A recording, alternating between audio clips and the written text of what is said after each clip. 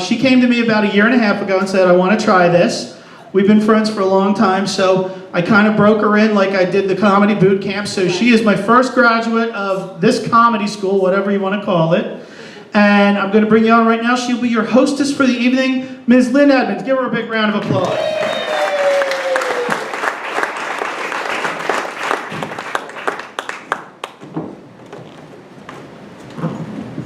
Yes, I represent the Lollipop Guild.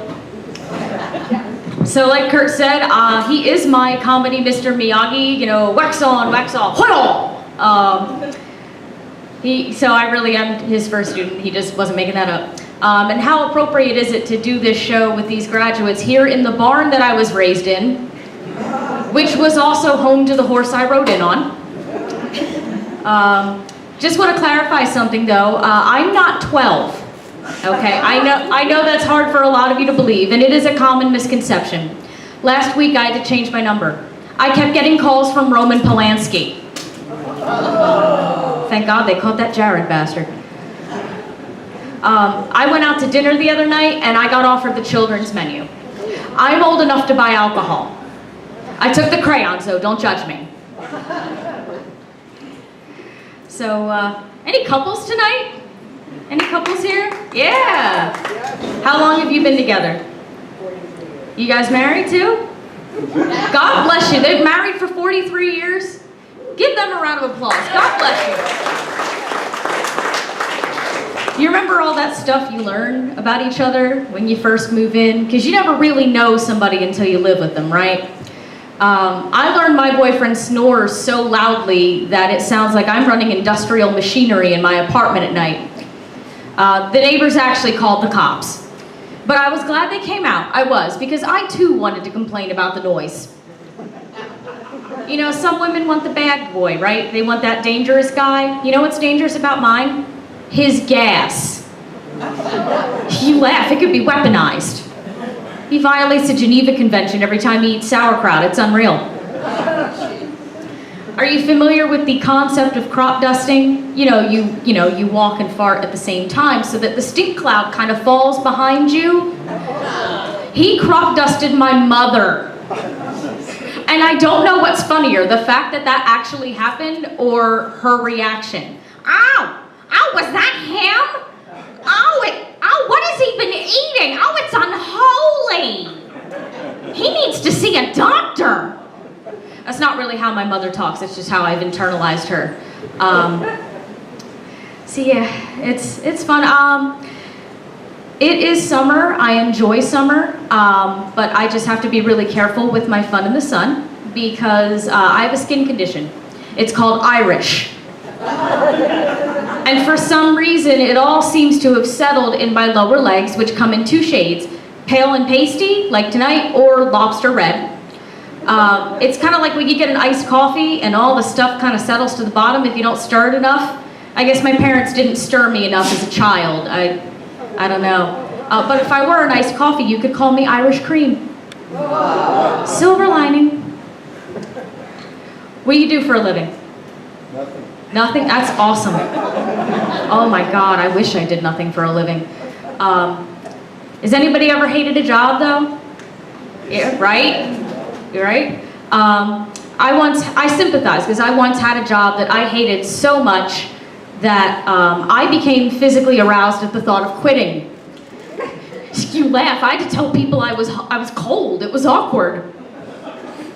You know, normal women are off double-clicking their mouse to Channing Tatum. I'm over here, you know, jilling off while typing a letter of resignation with one hand. It was awkward. So, any big churchgoers in the crowd? Anybody go to church? You guys go, that's awesome, she said, after, you know, making a church joke after a masturbation joke. That's the kind of class I have. But that's awesome. You go every week? Yeah. Very good. I respect that. I respect that. I am not a big churchgoer because I was raised Catholic. And if you're fortunate enough not to know, the Catholic Mass is anywhere from 45 minutes to an hour long, depending on how much your priest likes to hear himself talk. What kid that you know wants to sit through that?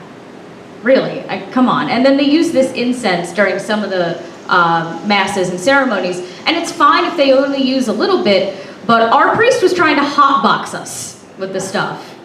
I feel like that's weird. And then I'm pretty sure, to top it all off, I'm supposed to be sitting here taking this seriously, and there was a typo in the priest's Bible because he kept referring to the gentleman on the cross as Jesus. Yeah, see, you can't not laugh at that. So it kind of put me off going to church a little bit, but that's all right. Anybody have kids? Multiple? Do they fight? I would love to tell you all that one day that is going to stop, but that would be a lie. My mom and my aunt are AARP members, and they still fight. Oh, it's ridiculous. Christmas dinner starts in September with an argument over who's gonna make what pie. Well, your aunt won't let me make the lemon meringue. Well, gee, Mom, maybe because the last time you tried to make lemon meringue pie, you forgot to, peel the lemons. It's not a competition. It's a holiday dinner, not Iron Chef. Jesus Christ. But it's fun, though. I like doing stuff with my mom. I like, despite what I may say about her up here. I like going to the beach with my mom. It's a treat, really. No, it's great. She always insists on taking these chairs, which I end up inevitably getting guilted into carrying. Oh, won't you carry these for your old mother? And then we finally get to the beach, and she hems and haws for like 20 minutes looking for the perfect spot. Just long enough for me to really want to beat her with the chairs I'm carrying. And oh my God, Lord help me if I put the chairs down and they are not at a precise angle to the sun. Oh my God. Mom, it's 92 million miles away, okay? I don't think that half-degree turn is gonna make a bit of difference.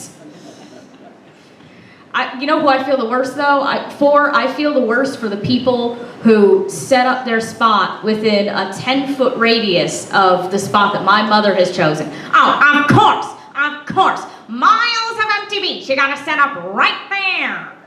Mom, it's a public beach. Let them alone. Let them alone. They ought to leave me alone. They're encroaching. Mom, and she's not saying this in a stage whisper, mind you, so now they're staring at us and it's awkward. And I'm sorry. You'll have to excuse my mother. She's old and crazy. Honest to God, she's like a beach-going dictator, goose-stepping across the dunes. I am not goose-stepping. I'm walking this way because it keeps the sand out of my Crocs. Whatever, Mom. Just don't mark your territory. Oh, what's the big deal? Urine is a sterile liquid. But despite the fact that my mother's kind of crazy, she does have a certain wisdom to her that I would like to share tonight, mostly because I'm disturbed and I don't want to be disturbed alone. You're all very welcome. If the world made sense, men would ride side saddle. That's appropriate too, because we're in a barn. Don't try to reuse your K-cups. If you do, that second cup's gonna taste like panther piss. Yes, that's a direct quote. You can't make this stuff up. Don't get your nipples pierced. Why, Mom? Well, because if you have kids and you try to breastfeed, it's gonna come out like wiper fluid. And of course, there's my favorite. They should just let me go around topless. Now, stop vomiting for a second and hear me out. Down here in Florida, we've got these fat men going around with their shirts off, and half of them got boobalas bigger than mine. What's the difference? Folks, thank you so much for coming to see us tonight.